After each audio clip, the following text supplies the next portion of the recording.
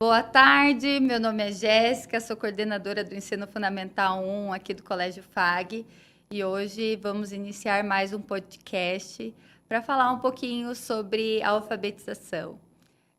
Estou acompanhada de pessoas maravilhosas, a prof. Andréia, a teacher Andréia, que é a nossa teacher de inglês aqui do colégio, a prof. Paula, que é professora de educação infantil, a prof. Tatiane, professora alfabetizadora do primeiro ano, e a mãe, Heloísa Severo, que está aqui acompanhando a gente, a mãe da Maria Helena e do Antônio, Maria Helena que está no segundo ano, e do Antônio, que está no quinto ano, já estão alfabetizados e vai falar um pouquinho depois para nós como que foi esse processo. Para iniciar, nós vamos começar então com a prof. Tati, né, professora alfabetizadora, para falar um pouquinho. Prof, alfabetização e letramento é a mesma coisa?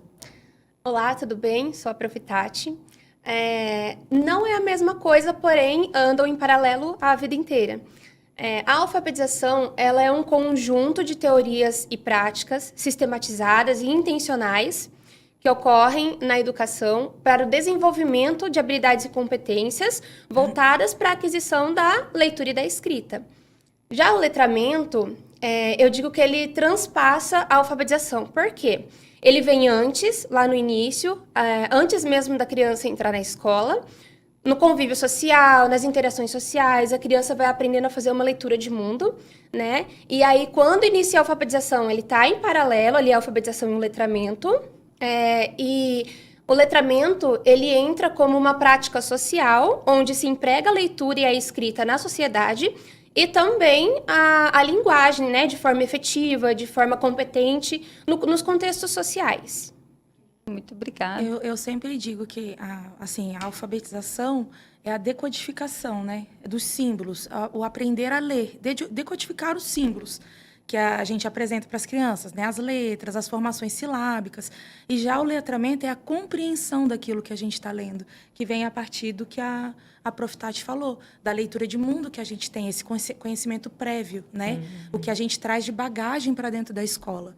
Para a gente conseguir decodificar literalmente o que a gente está lendo, a gente precisa dessa bagagem, a gente precisa desse conhecimento prévio também, né? Exatamente, né? Isso mesmo. Gostaria de perguntar também, prof, como que a gente faz esse trabalho aqui na instituição, aqui no colégio, né? Como que inicia isso, né? Tanto a alfabetização quanto o letramento, ele inicia lá na educação infantil, né? A prof. Paula pode falar um pouquinho sobre o início lá da pré-alfabetização e aí depois eu complemento com o segmento no ensino fundamental. Sim, na educação infantil, a gente foca bastante na ludicidade, né? Nessa compreensão do traçado de letra, do som das letras, mas de uma forma prazerosa para a criança, para que ela consiga encontrar prazer naquilo, né? E a gente traz muito textos diversificados. A gente vem trabalhando a partir do método fônico, né? Que é pelo som da letra. E isso facilita bastante esse processo de conhecimento, de consciência fonológica da criança. É uma preparação, né? A gente fala, né? A gente não pode ter educação infantil como uma preparação para o fundamental, né? A gente não está ali preparando a criança, mas é um complementando o outro, né? E esse trabalho inicia ali na educação infantil, quando a gente apresenta, por exemplo, lá na primeira infância, durante as contações de história, que ali eles já começam, né, a ter contato com esse mundo letrado. Despertar o interesse isso, pela vai leitura. despertando o interesse deles. E aí, agora, eu estou no infantil 5, né? E ali a gente já começa aquele processo que a Tati falou, da sistematização do ensino. Né, que ali eles já começam realmente a trabalhar, a gente já começa a trabalhar a consciência fonológica das crianças, reconhecimento de letras, né? E justamente para quando eles chegarem ali no primeiro ano, eles terem essa bagagem e terem já, né, esse iniciozinho já bem consolidado na cabecinha deles. No infantil 4, por exemplo, a gente começa com o nome, né? Infantil 3, as primeiras letras que eles começam a realmente ter conhecimento é do próprio nome, essa questão do pertencimento, de ter uma coisa deles ali, isso já vai despertando também o interesse deles, né, nesse processo. Então, assim, é o que eu falo, é um complementando o outro. né? Cada faixa etária vem complementando ali essa questão. E no primeiro ano, quando eles têm isso muito consolidado, muito bem trabalhado na educação infantil, o trabalho do primeiro ano flui melhor, né? Ele acontece de uma forma mais natural, mais tranquila. Isso é muito legal, porque na educação infantil, realmente, eles decodificam a letra falando, essa é a letra do meu pai, essa é a letra da minha mãe. Então, assim, eles não sabem de fato o som da letra, mas ali é o primeiro contato com as letras, eles identificam dessa forma. Muito interessante, né? E é muito interessante observar a progressividade que tem do infantil para o fundamental. Por exemplo, quando a gente observa o desenvolvimento das crianças ali, tanto no movimento amplo quanto no movimento fino para a escrita, nós conseguimos perceber que tudo está aliado, né? A criança que ela consegue saltar uma amarelinha, se equilibrar em um pé só, desenvolver essas atividades mais amplas. Lateralidade, né? Isso, lateralidade, equilíbrio. Quando chega no momento da escrita, é uma criança que tem organização espacial, né? O movimento da escrita correto para realizar a escrita. Então, é muito progressivo. E quando chega no ensino fundamental, eles têm, assim, uma bagagem muito boa já que veio desse desenvolvimento na educação infantil.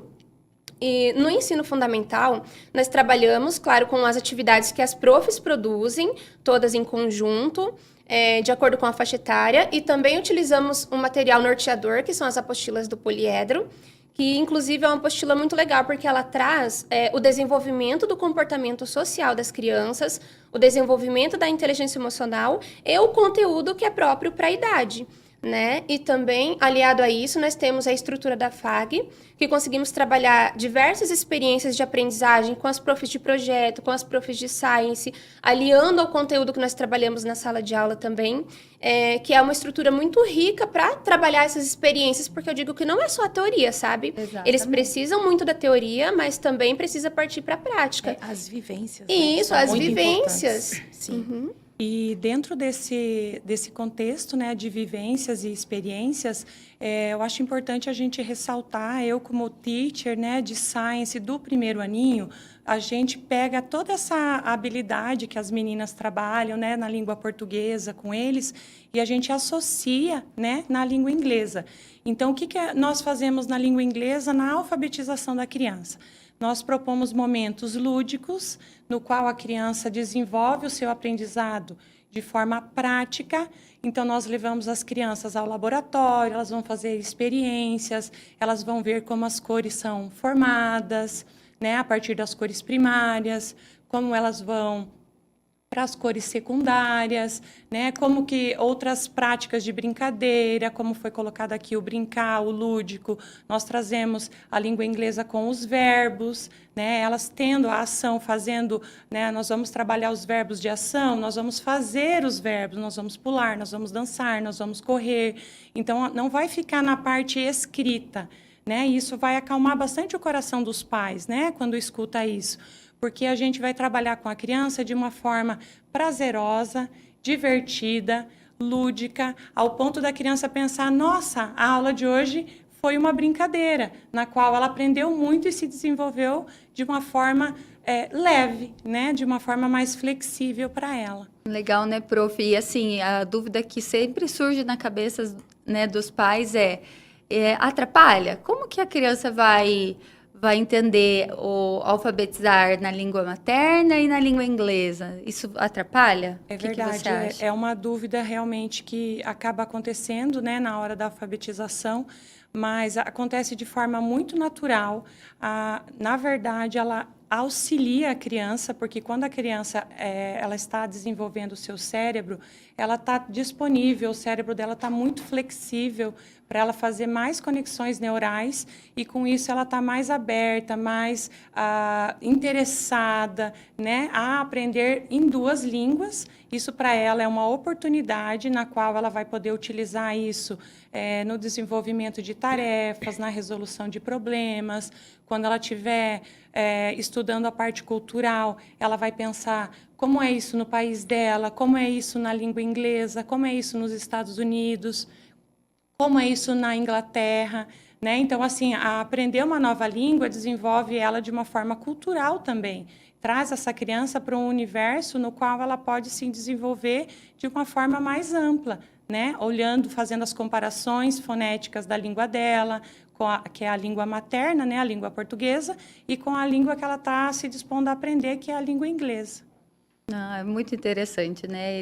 Esse desenvolvimento deles, Com né? certeza. Essa curiosidade de saber como que é em português e em inglês, como que a gente fala isso. Isso. Então é muito legal. Isso, e dessa forma a gente trabalha num primeiro momento, então, com vocabulários, né, sem se preocupar com a gramática. A gramática ela vai ser ensinada de uma forma natural, a criança vai ouvindo, vai percebendo a conjugação dos verbos acontecendo na fala, na prática, na música, né, como que o personagem do desenho falou, como que ela ouviu na canção que a gente acabou de fazer. Isso vai acontecendo de uma forma natural. E quando ela se percebe, ela ampliou o vocabulário dela, e aí ela já está no Fundamental 1, e aí ela está preparada para aprender a gramática da língua. Super interessante. Queria saber um pouquinho da Elô, como que foi esse processo de alfabetização das crianças, né? Como que foi com a Maria Helena, com o Antônio? Foi igual? Para nós, assim, foi uma fase muito prazerosa de acompanhar essa fase da alfabetização. Com o Antônio, o Severo procurava sempre ler desde da gestação. Então, o Antônio, ele cresceu aprendendo a trazer livros para nós, para descobrir histórias, para descobrir cenários, assim, que ele trabalhava, a escola dele trabalhava muito lúdico com a vida em casa. E aí, com a Maria Helena, já foi assim um pouquinho mais... ela é mais esperta, mais acelerada que ele. E aí, o que aconteceu assim com a Maria Helena? O Antônio queria ensinar, queria passar essa vivência que ele tinha como irmão mais velho, e a Maria Helena não queria, muitas vezes, aceitar. Ela queria ir no tempo dela, né? Então, ela acabava dizendo assim, mano, tu já sabes. Então, tu espera eu no meu tempo de aprender. Entendeu? Então, era muito bonitinho, assim, mas os dois, lá em casa, a gente sempre priorizou o tempo da leitura, o tempo de fazer a tarefa, né? A gente sempre, ou eu ou o meu marido, a gente sempre acompanhou. Na questão da leitura, então, é o horário, assim, que a gente vai se organizar para tomar o banho, cada um já vai escolhendo o livro que quer ler, já tem aquele momentinho, assim, de... Eu tenho um hábito Já da leitura. temos o hábito, né, de trazer, assim, mesmo que seja pouco tempo, 20, 30 minutos diários, a gente sempre tenta já ir fazendo aquela fase do relaxamento. A gente evita bastante as telas, né, e todo mundo vai e hoje já escolhe o seu tema preferido e faz essa leitura. Quando a Maria Helena estava aprendendo a ler, o Antônio queria escolher por ela. Não, mano, tu tem que ler isso, tu tem que ler aquilo. Eu disse, mano, deixa ela escolher. Porque através das escolhas dela, tu também vai aprender uma coisa diferente, né? Então, a gente deixava, né, a autonomia dela para ela escolher. E então, a gente começou a descobrir um mundo mais, assim, cor-de-rosa, né? Porque antes era muito no futebol, ligado nas notícias do esporte. E com a Maria Helena, a gente acabou aprendendo mais um mundo cor-de-rosa, assim. E muitas histórias de princesas. E o Antônio começou a também... né, a respeitar essa escolha dela, e a gente começou a abordar os dois mundos, né? E hoje a Maria Helena acompanha ele tanto no futebol quanto temas que ele gosta, né? E ele acompanha ela no tema que ela gosta. É muito divertido. É importante, né? Eles terem essa troca. É tão gostoso quando tem o irmão ali que incentiva a leitura, né? Esse processo. É muito legal, assim, né? Acho que até a família envolve toda a rotina familiar em casa, o pedido das crianças Exato. pela leitura, né? Então, é super importante também, acredito, eu como mãe, o exemplo. Pegar o livro para ler, né? Tirar aquele tempinho. Realmente queria entrar nesse tema ali do excesso de telas, né? Prof. Tati, poderia falar um pouquinho para nós? Você acha que isso atrapalha, né? Então, eu acho que a internet ela vem como uma aliada, mas, como tudo, se for em excesso é prejudicial, né? Hoje em dia as pessoas estão usando, os pais, os professores estão usando muito essa ferramenta da tecnologia como uma ferramenta de ensino, tanto na sala de aula como em casa. É ideal usar a internet como um campo de pesquisa, né? Trazer os jogos educativos para o cotidiano da criança. Usar também, a internet pode ser usada como uma moeda de troca, por exemplo, na leitura. Quando a criança está ali no processo de alfabetização, às vezes existe uma certa resistência em relação à leitura de livros. Então, vamos fazer assim, como a internet é uma ferramenta prazerosa, a criança gosta, é muito atrativa para elas, podemos usar como uma moeda de troca, né? A criança realiza a leitura de um livrinho, faz um resumo, e aí, então, pode ter acesso a 15 minutos de internet, por exemplo. Isso acaba sendo uma ferramenta que incentiva, né, ali no processo de leitura, de escrita, de pensamento, ao invés de ser algo só ruim, né? Exatamente. A gente sabe que tem muito estímulo, né? Que o excesso de telas, de repente, pode provocar ali uma ansiedade nas crianças, né? Então, a gente sabe que isso existe, mas a gente não pode excluir essa ferramenta, assim como a prof falou. Então, o que a gente sempre sugere é que tenha exatamente essa mediação, né? Esse termômetro, não muito tempo, né? Consiga conciliar também com a rotina ali de casa, com os afazeres de casa, né? As tarefas. Então, é importante ter esse equilíbrio, né? O que eu acho, assim, também muito importante que acontece lá em casa, a gente nunca deixa eles nos conteúdos livres, né? Acho que o pai ou a mãe acompanhar o que eles estão vendo, o que eles estão, quais os vídeos que eles estão gostando ou comentando, entendeu? E porque de todo o exemplo que tu consegue observar, tu consegue tirar uma mensagem boa e uma mensagem ruim. Por mais que aquele vídeo não seja adequado, a criança gera muita curiosidade em ver. Então, eu e meu marido, a gente sempre fala, se está despertando curiosidade, vamos conversar em casa, vamos mostrar para eles e dizer, ó, isso aqui é legal, isso aqui já não é legal. Então, ter sempre esse acompanhamento.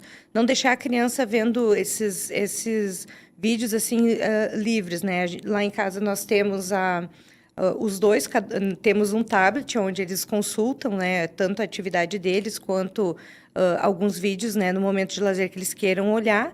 E, assim, muita pesquisa também, às vezes, que eles querem fazer, eles convidam nós. Mãe, vamos procurar no Google o que significa isso, o que significa aquilo. Eu disse assim, vamos procurar no Google. Mas prestem atenção, porque nem tudo aquilo que está na internet é verdadeiro. Então, a gente tem que sempre acompanhar, né? E a Maria Helena ainda, ela sempre brinca, né? Diz assim, mãe, vamos em sites confiáveis. Então, lá em casa, a gente brinca. Tu leu isso, tu aprendeu isso, foi em sites confiáveis? E todo mundo, sim, sites confiáveis. Então, é muito divertido também acompanhar essa fase da descoberta deles, né? Eu acho que o primordial é justamente isso, a mediação, né? Uhum. É o conduzir ali, porque a internet ela é nossa aliada hoje em dia. Não tem mais a nossa vida sem a internet. A gente não tem como. E isso vai fazer parte da vida deles, desde quando eles nascem, a partir de agora, né? Eles já nascem com... O primeiro movimento que eles aprendem é o de rolar a tela, né? Mas a gente tem que transformar a internet, esses conteúdos nos nossos aliados, como você faz, de mediar ali, de talvez ver um conteúdo que não seja tão legal e explicar, né? Porque eles vão ter acesso. É difícil ter esse controle literal, né? Do que Sempre eles tem aquela pergunta, né? Por que eu não posso assistir isso? Então, então, o importante é isso, né? Você explicar. Eu falo que as crianças, eles têm um poder de compreensão do que a gente fala muito grande. A gente não pode, eles são crianças, a gente vai tratar como criança, mas eu acho que tem muita coisa que a gente pode conversar com eles já. Sim. E essa mediação é importantíssima para eles começarem a ter essa consciência que você falou. Da sua filha já dizer, ó, é de site confiável. Exato. Então, ela já tem a noção ali de que tem coisa que tem ali que não é confiável, que não é legal, né? Então, essa noção é essencial hoje em dia. é isso mesmo. Prof. Paula, eu gostaria que você desse uma dica para as pessoas que estão assistindo. Como iniciar isso, né? Você como prof ali da educação infantil, que está iniciando o processo de alfabetização, dicas para os pais. Como que trabalhar isso em casa? Como despertar esse interesse pela leitura? Ó, a gente tem um exemplo maravilhoso aqui na mesa. Que ela falou, só 20 minutos, mas esses 20 minutos são, assim, transformadores. Né? Porque esse exemplo que você dá, esse momento que você pega ali e você está junto deles, isso é muito importante. A criança é muito do exemplo. A gente não é só falar o que tem que fazer, é dar o exemplo para eles, é pegar, talvez, e ler junto, pegar um livro que, por exemplo, que você gosta, aqueles 30 minutos ali, já que eles já estão lendo, né?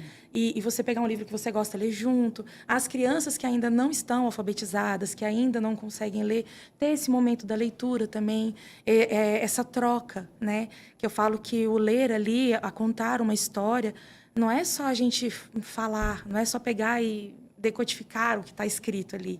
É uma troca, né? E essa troca é muito importante, desde a barriga, esse momento de, na barriga, você já conversar, já ler uma história, tudo isso vai despertando. Lá em casa mesmo eu tenho uma estante, né? Cheia de livros, e meus filhos gostam muito. Os meus alunos eu incentivo muito também. Todo dia eu conto história, tem um espaço que ficam os livros que eu tenho e os livros que eles trazem de casa. Então, assim, a princípio, lógico, quando são muito pequenininhos, o ideal é ter livro vai estragar, né? Que eles vão poder manusear, que eles vão, enfim, que sejam chamativos para eles ali, livro de banho, tudo isso vai despertar essa curiosidade, né? Pelo que eles estão vendo ali. E aí, a partir desse processo, é natural. Se eles têm isso, que nem você tem ali uma rotina de ter um momento da leitura, se eles têm esse exemplo em casa, se eles têm esse incentivo, isso vai se tornando um processo natural, né? Vai se tornando uma coisa que vai fazer parte da rotina dele. E aquilo ali ele nunca mais vai perder. Não. Vai ser um prazer que vai ser para a vida, né? E é interessante, assim, nós como os pais lá em casa, é um momento maravilhoso. Tu pode ter passado um dia muito estressante, um dia angustiante, e quando tu senta com o teu filho e faz aquela leitura, entendeu? Tu faz aquele momento, assim, de transformação, tanto do dia que foi desgastante, e a criança se sente segura. Há uma troca tão interessante, porque ele traz do dia dele alguma coisa que não foi tão legal, acaba expondo, cria um elo de confiança, cria um elo de confidencialidade, eu brinco. Porque o que acontece? A criança, às vezes, ela quer te contar uma coisa, mas ela vai usar uma forma específica de contar.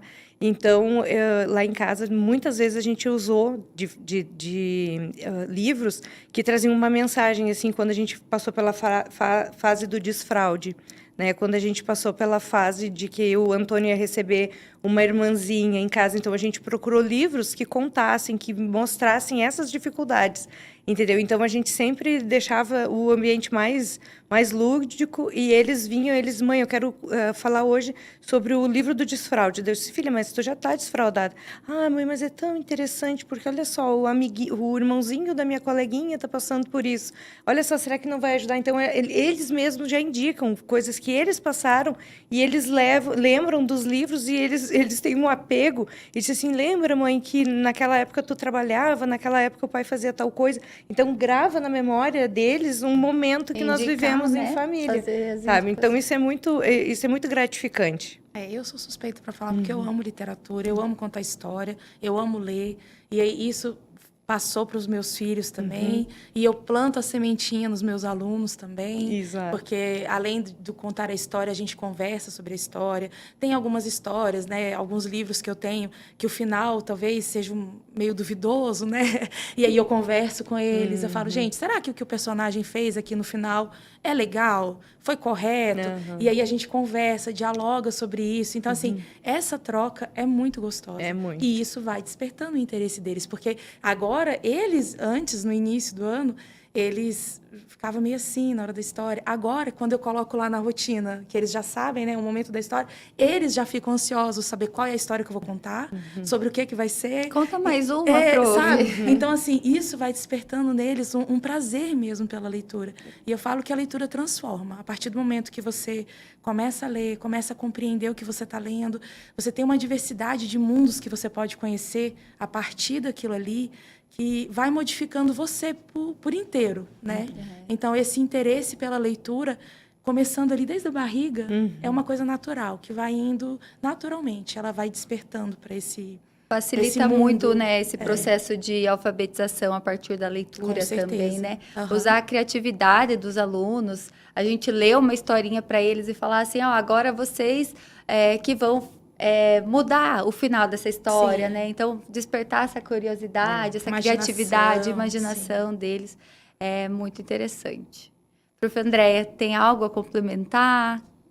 partindo da língua inglesa? O que os pais poderiam também, o que você sugere para incentivar, além do hábito da leitura, né, ali no processo de alfabetização, dentro da língua inglesa, o que os pais poderiam auxiliar isso também em casa? A parte da língua inglesa, eles vão estar fazendo as tarefinhas, por exemplo, com os pais, né? Só a interpretação ali, né, da leitura, dos exercícios, isso já vai trazer um momento de troca, né? Com certeza os pais vão precisar estar apoiando, auxiliando na interpretação, né, do que é para ser feito. E a leitura pode ser feita, todas essas historinhas maravilhosas que nós temos na língua portuguesa, nós temos também na língua inglesa, né? Então, a criança que ainda não está fazendo a leitura, ela vai poder observar as imagens, falar sobre como ela interpreta aquele momento, né? E, aos poucos, ela vai adquirindo o conhecimento para ela conseguir fazer a leitura na língua inglesa também, né? Eu acho que é isso, né, pessoal? Gostaria de agradecer, então, de coração, a disponibilidade de vocês de estarem aqui conversando um pouquinho sobre essa parte da alfabetização, da leitura, do desenvolvimento da escrita, né? É prazeroso para nós, não é difícil falar sobre isso, né? Isso mesmo. Então, gostaria de agradecer e a gente vai ficar por aqui, então. Eu gostaria de agradecer, né, todas vocês que tiveram a disponibilidade de vir aqui falar um pouquinho sobre esse encanto que é alfabetizar, né? Falar um pouquinho sobre como é esse processo, como que a gente media esse aprendizado. Então, muito obrigada de coração.